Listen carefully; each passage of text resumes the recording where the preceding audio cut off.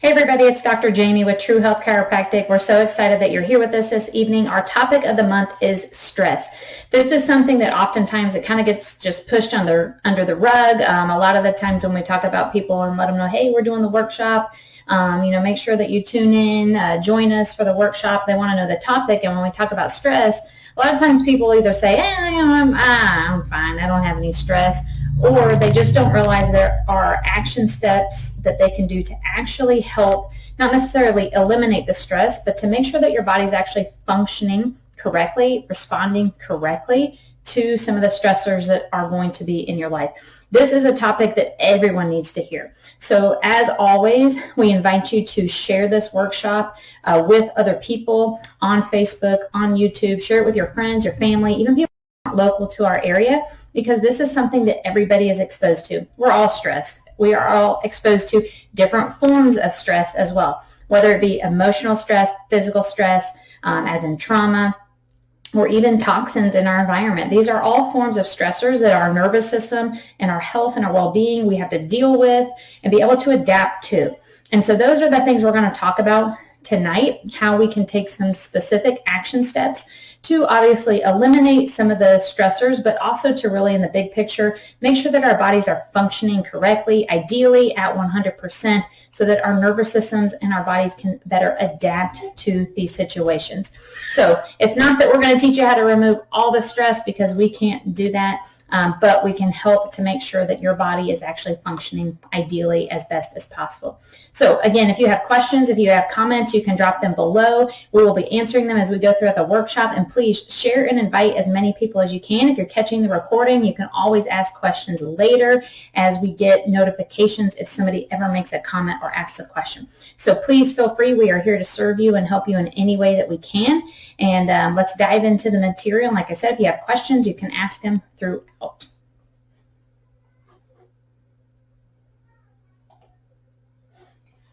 So oftentimes what a lot of people don't realize is stress actually can be a killer. Like I said, when it comes to real life, living life, there are multiple forms of stress, whether it be physical stress as in a trauma to the body, a car accident, a trip, a fall, constant repetitive stress that you go through, whether it be playing golf, doing household activities like vacuuming, washing dishes.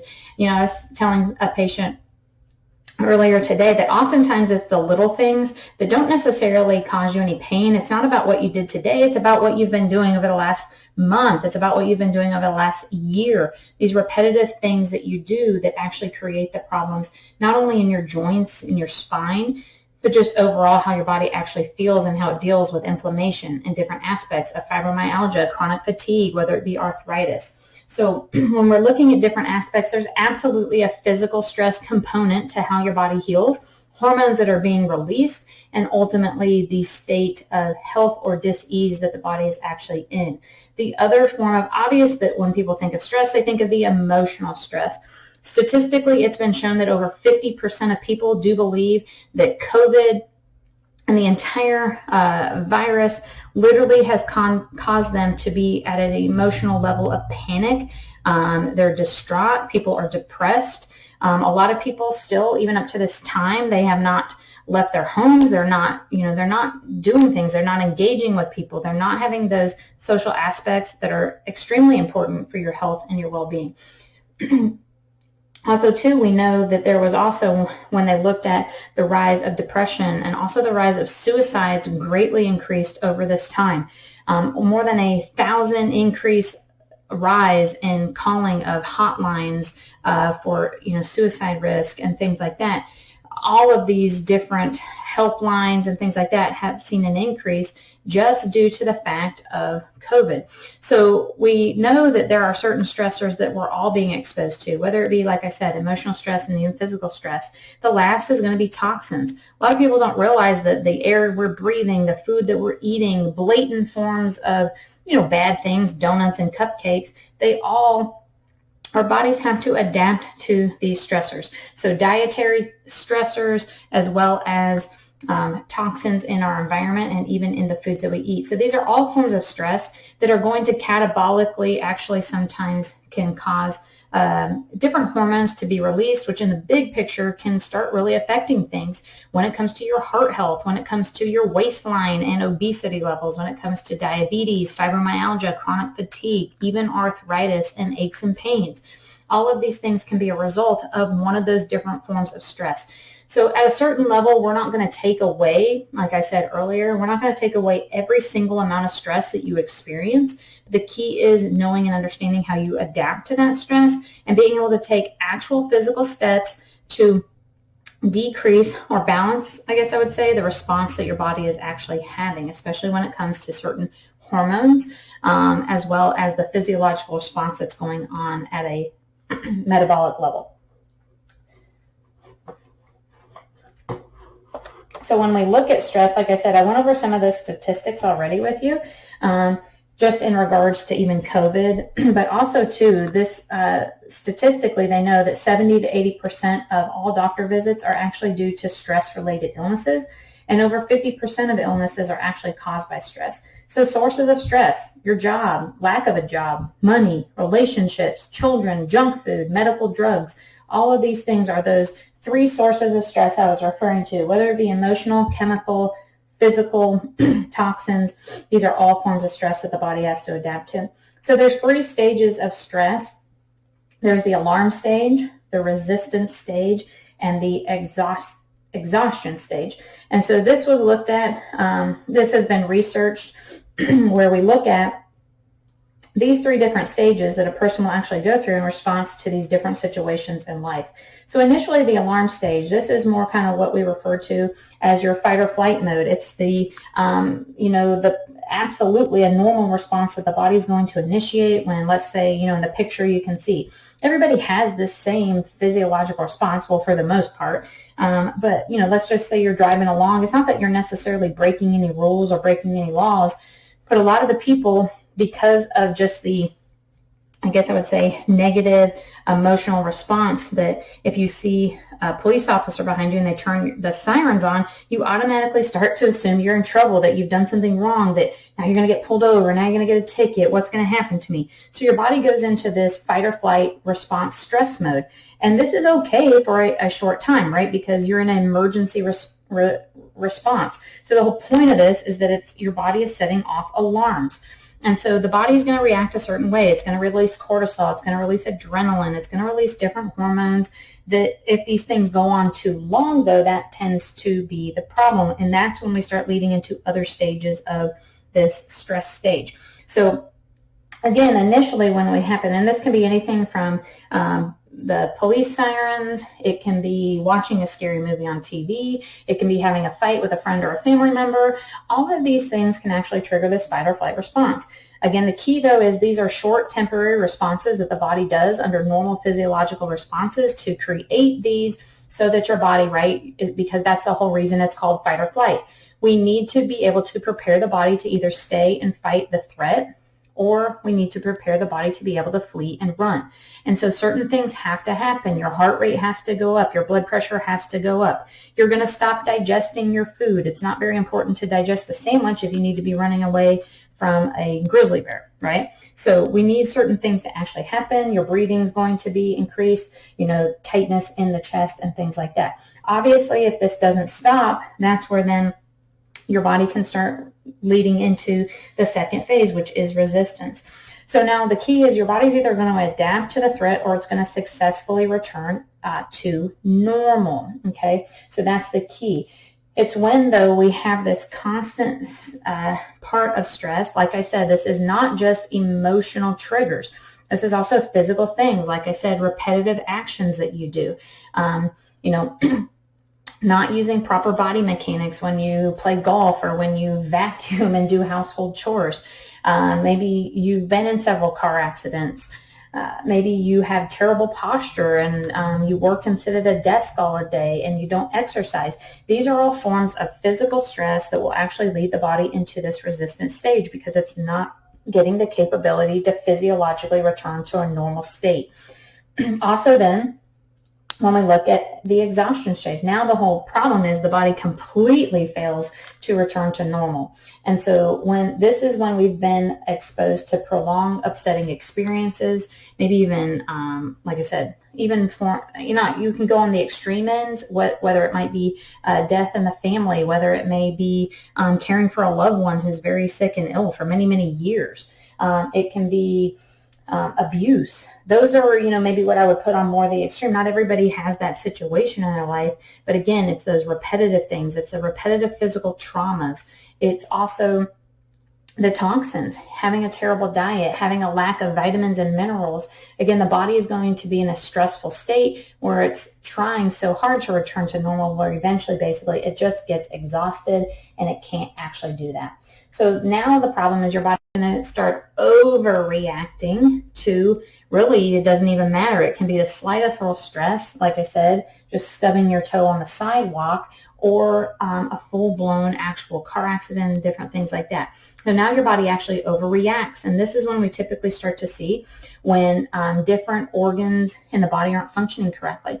So when people have more chronic diseases, when we look at things like fibromyalgia, chronic fatigue, arthritis, inflammatory diseases, autoimmune diseases, when we look at even arthritis, high blood pressure, heart disease, oftentimes, again, these are things that they don't just happen overnight. They are actually the result of the body being in a chronic state of wearing down physiologically, where things are not responding or even returning to that normal state of physiology.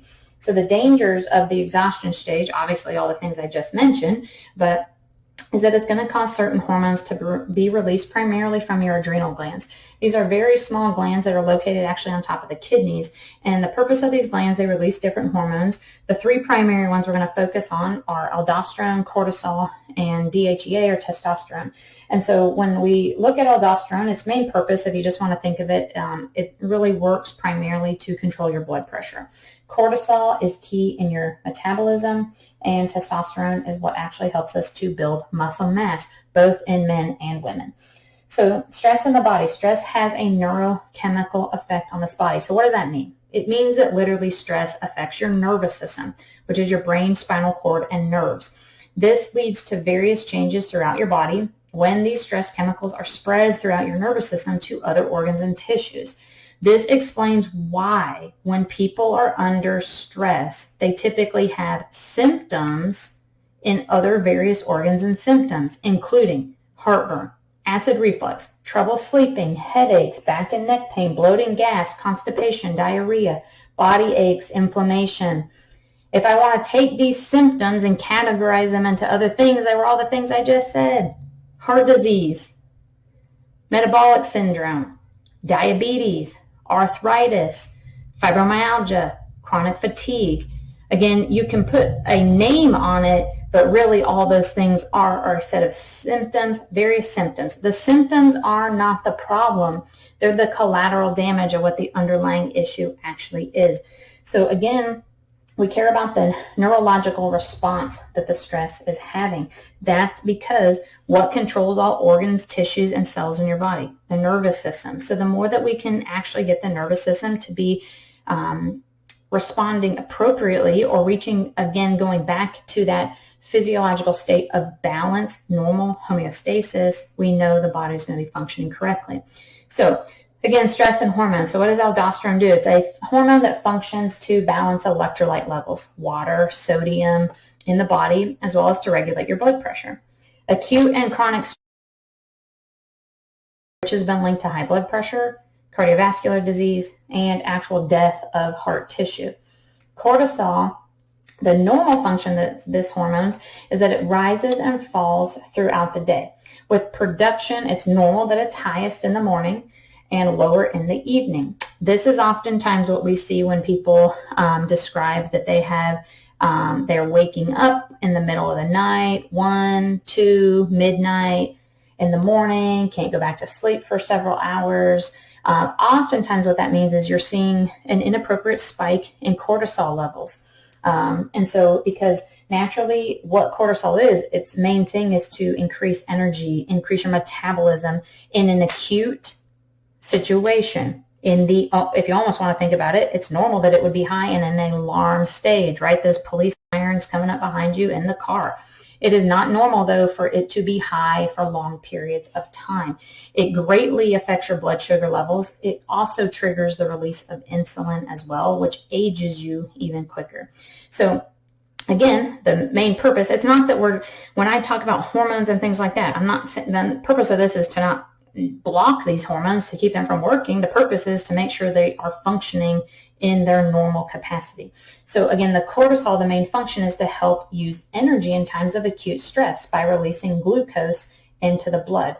That's why the higher your cortisol is for longer periods of time, the more glucose you have in the blood, then you start releasing insulin, right? So now we're getting into like you're borderline diabetic and all these other things start going on. It catabolically then starts to destroy muscle tissue and lead to this chronic stress cycle. So it's going to affect things, especially when we look at, you can see the picture there, waistline, weight loss. A lot of times people with an imbalance in cortisol have a hard time losing that belly fat, their love handles, the haunches, the chicken wings, because this tends to be where you store fat when, again, these hormones are not functioning correctly.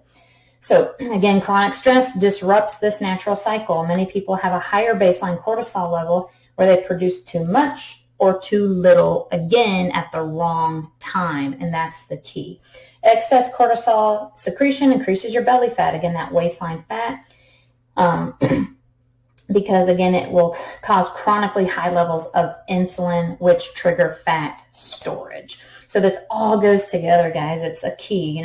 You can't just treat you can't just take a drug to lower your blood pressure or to try to balance your cortisol levels or adrenal fatigue, and at the same time it not be affecting your thyroid, which we'll get into. All of these things work together. We have to look at them as the whole body. Okay, so again, when we have increased insulin, it also causes advanced aging and low energy. Testosterone is a muscle building hormone. It affects libido as well, sex drive, and fertility. And again, it's found in not just men, it's also found in women. Chronic stress, again, will typically cause high levels of cortisol. High levels of cortisol adversely affect testosterone levels in both men and women. So low testosterone, it can lead to depression, low sex drive, infertility issues, and actual muscle wasting, literally where your muscles actually catabolically begin to basically waste away, which can affect balance and strength, especially as you age. So this is a big deal in the aging population. It's very important to focus on, obviously, we want balance and we want actual strength. So again, stress directly impacts your health. This is something we all have to pay attention to because we all experience different forms of stress. Cytokines in your immune system. This is obviously a big thing that came, a lot of people started hearing this word more and more with the pandemic and talking about COVID and the release of the cytokine production and things like that. So again, cytokines in your immune system, this is the body's response to an injury, just like can be caused by a tumor or even an infection, is to release these chemicals known as cytokines. These messengers communicate with other parts of your body, like your immune system, your brain, and your gut, to trigger a response to that injury, right? So it's going to create an inflammatory response. Cytokines triggered by certain diseases have been found to set off an immune inflammatory response and trigger neurological changes that cause depression. These chemicals actually trigger stress on the brain. So we've got to deal with it, okay? Number one, we want to prevent your adrenal glands from becoming exhausted in the first place. And this is going to be a little bit more about removing some of those toxic forms of stress. Environmental factors, tobacco, caffeine, and sugar all have a devastating effect on the adrenal glands and really just overall on the body in general. So these are things that we can remove and drastically limit to make sure that we're not exhausting because, right, we don't want to reach that exhaustion phase. We want the body to be able to respond, again, in these acute situations, and it's not going to be able to do that if it's just in this chronic stage of exhaustion mode. So removing these substances will help to reduce stress on your adrenal glands. Reducing stress by reducing your sugar and key processed carbohydrates, right? Your breads, your crackers, your cookies, okay? So when we remove processed carbohydrates, This also, not just in an aspect of helps your energy levels, it helps you lose weight, it helps your thyroid function better. It prevents diabetes and helps those with diabetes to actually correct their diabetes, right? So our early ancestors consumed less sugar in a year than we consume in a standard American diet in one single day. This is not a joke. People don't even realize the majority of the sugar they're actually consuming.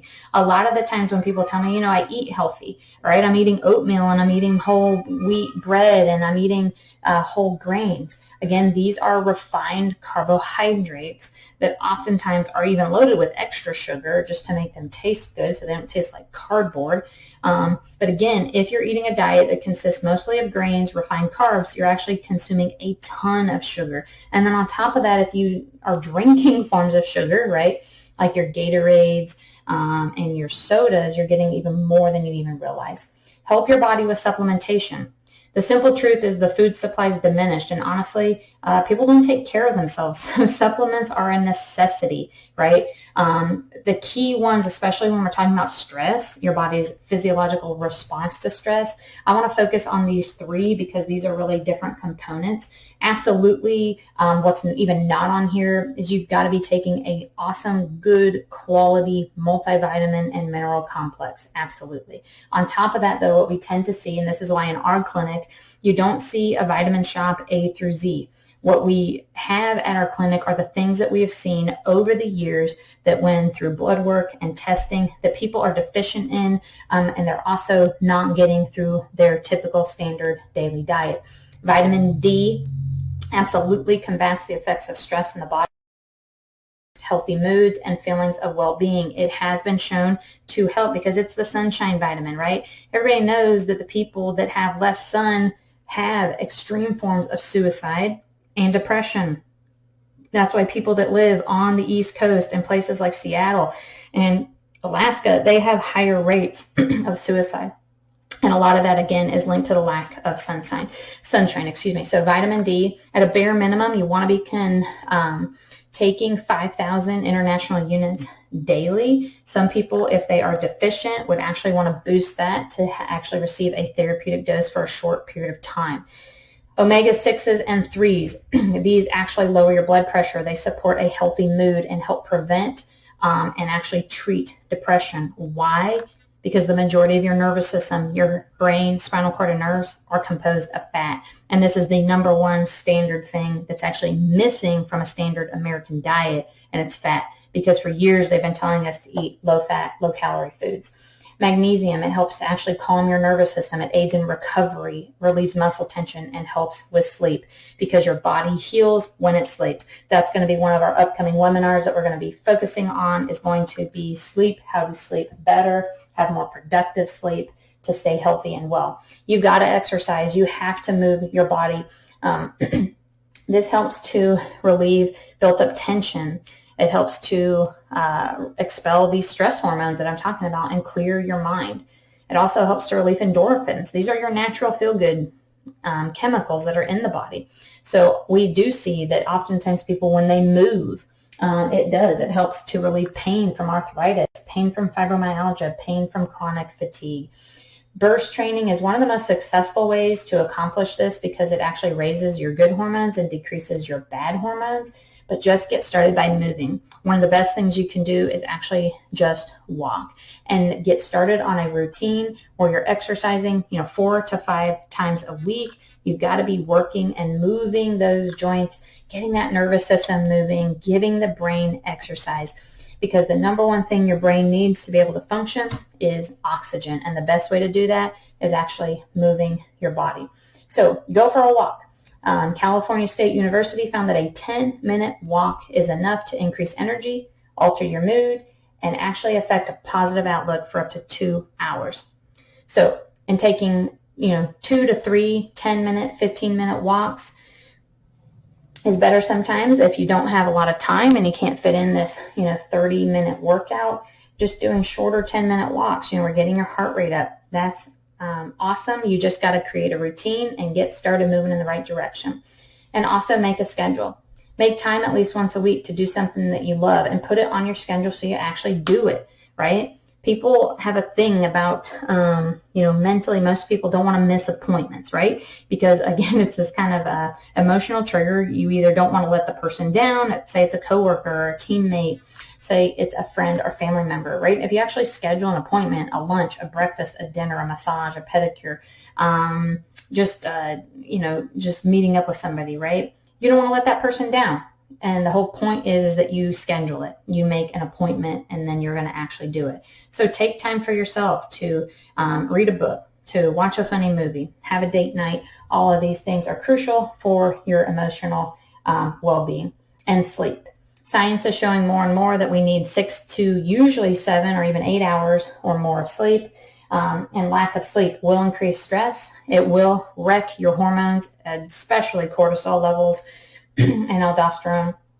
It's going to actually cause you to gain weight, hold on to fat, and it can definitely contribute to mood swings. And number 7 is reduce stress on your nervous system. Primary way to do this is make sure you stay on track with your chiropractic adjustments. We talk about this all the time, and this is something, if you're going through a lot of stress in your life, there's nothing better than making sure that you get your adjustments to make sure your nervous system is staying tuned up so that it can help your body to function as best as possible. Like I said, we can't take away all of the stress. There are going to be bad things that happen and stressful events in our life at any given time. But we know that our patients, especially that are on that have been getting adjusted, have been going to a chiropractor, they not only experience less pain, they also go to the doctor less often. They take less drugs. They sleep better. These people overall are literally the healthiest people. There's so much research that is done, is that people that have been getting adjusted and staying on track with their adjustments, they are so much healthier than the average person. And why? Is because your spine is the closest thing to your nervous system. It's what protects the actual spinal cord and the beginning part of the nerve roots. So when we're actually adjusting you, literally it has a neurological effect in that moment.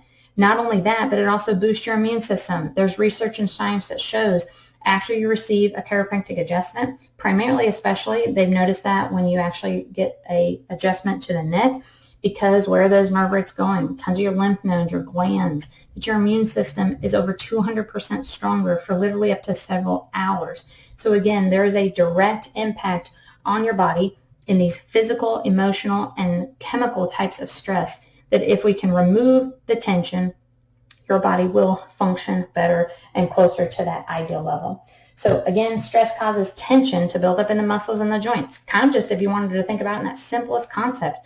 You guys all know when you're stressed, your shoulders are up in your earlobes, your low back starts to hurt. Things just start to hurt because of the tension. Now again, this tension can alter and create abnormal structural changes to the spine. That's the whole point of a chiropractic adjustment. Nobody else actually adjusts the spine. A chiropractor is who adjusts the spine. And so if you have never been to a chiropractor and you're listening to this, and if you've never had your spine checked, I would invite you absolutely to come into our clinic. Initially, that's the first step with anything. It's actually getting checked. And so in our office, we do an initial consultation. We would do an exam. We would take any necessary x-rays that may be, like I said, necessary. We're going to do all of that so we can at least get you checked. If you're not from our area, and again, you've never been to a chiropractor, this is something that I see so important to be a part of your health and wellness routine. Just like brushing your teeth, taking a shower, and exercising, it's so important. I will help you find a chiropractor in us. At our office, our phone number is 843-663-3377. You can also visit our website as well. You can send us an email through that, talk to us through the chat message, any questions that you might have if you need help. And again, if you are a patient, I would urge you, if you haven't been in a while, then get back on track with your care. Make sure that you get adjustments and that you're staying on track. If you have a stressful situation going on in your life, I would urge you to come in for an extra adjustment. It's just going to help your body respond better and for you to be healthier overall. And that's what we're here to do, is serve you to stay healthy and be well. We want to serve you in any way that we can. So like I said, if you've got any questions, you can drop them below. Our website is true-health-chiropractic.com. So like I said, if you need help, if you're not in our local area, we're glad to help you find somebody who is in your area. I hope that everyone has a wonderful and blessed day. I hope this brings some information to you, not just to provide you information, but what we want to see is that you take action. So even if it's one thing, if it's, making up a missed visit, whether it be getting on an exercise routine, drinking more water, taking a walk, scheduling a date night with your spouse or a friend, just doing all these things that can help combat the negative aspects of stress in your life, mentally, physically, as well as toxins in your life are all aspects. If you have any questions, like I said, you can drop them below, and we hope to see you soon. Wonderful night.